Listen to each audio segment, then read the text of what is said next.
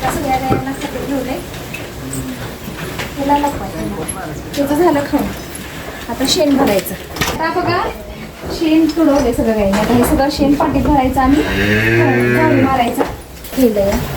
हे सगळं खराट्याने लोटायला लागणार. तुडवलंय तर सगळं गाईने शेण.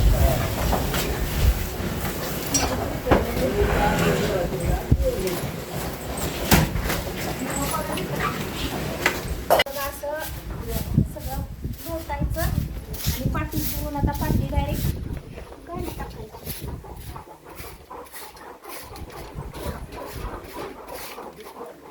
पाला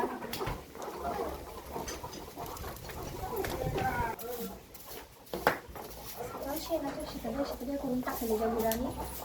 जरा काम काय घरात करत बसलं की हे असं गोट्यात शेणाची वाट लागते.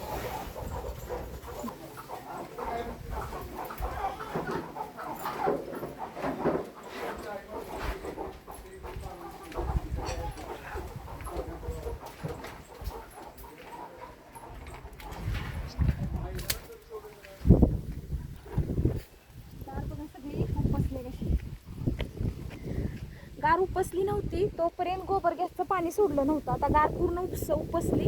शेतांना काय घातलं खत शेणखत काय थोडंसं.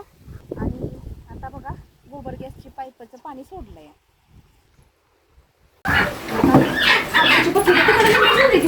हो तशी येते आणि पाणी दाखवायला सगळे ही पाईप सोडायची डायरेक्ट.